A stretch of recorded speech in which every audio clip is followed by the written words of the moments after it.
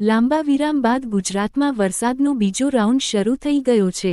હવામાન વિભાગે આગામી કલાકો માટે રાજ્યના વિવિધ જિલ્લાઓમાં ભારે વરસાદની આગાહી કરી છે, જેમાં સૌરાષ્ટ્રના સુરેન્દ્રનગર અને બોટાદ જિલ્લા માટે રેડ એલર્ટ જાહેર કરવામાં આવ્યું છે, એટલે કે અહીં ભારેથી અતિભારે વરસાદની શક્યતા છે।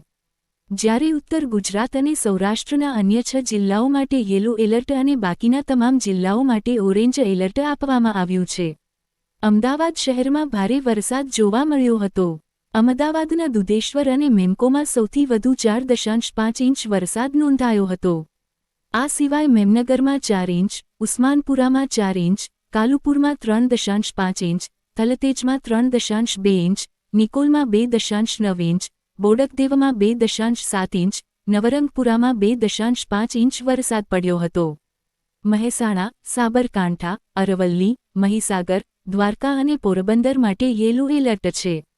બાકીના તમામ જિલ્લાઓ માટે ઓરેન્જ એલર્ટ છે, જ્યાં મધ્યમથી ભારે વરસાદ પડી શકે છે। આજે સવારે 6 થી બપોર કલાક સુધીમાં અમદાવાદમાં 1.22 ઇંચ અને ગાંધીનગરમાં 0.94 ઇંચ વરસાદ નોંધાયો હતો। આ ઉપરાંત હવામાન વિભાગે શનિવાર અને રવિવાર માટે પણ રાજ્યના મોટાભાગના વિસ્તારોમાં ભારે વરસાદની સંભાવના વ્યક્ત કરી છે।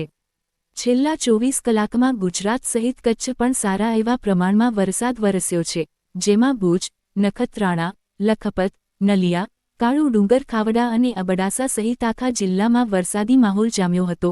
અબડાસા વીજળી પડવાથી એક વ્યક્તિએ જીવ ગુમાવ્યો હતો।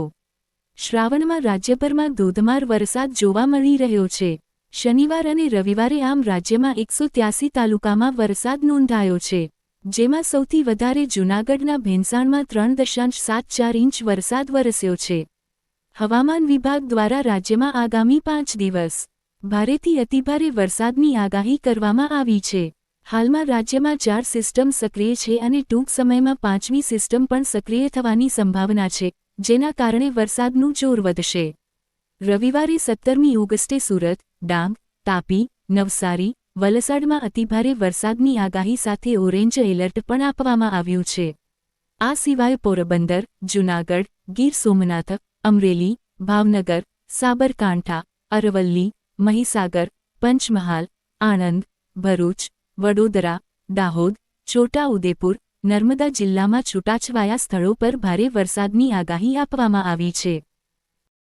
આપની આસપાસની સમાચાર માટે સબસ્ક્રાઇબ કરો અમારી ચેનલને ન્યૂઝ આસપાસ હંમેશા।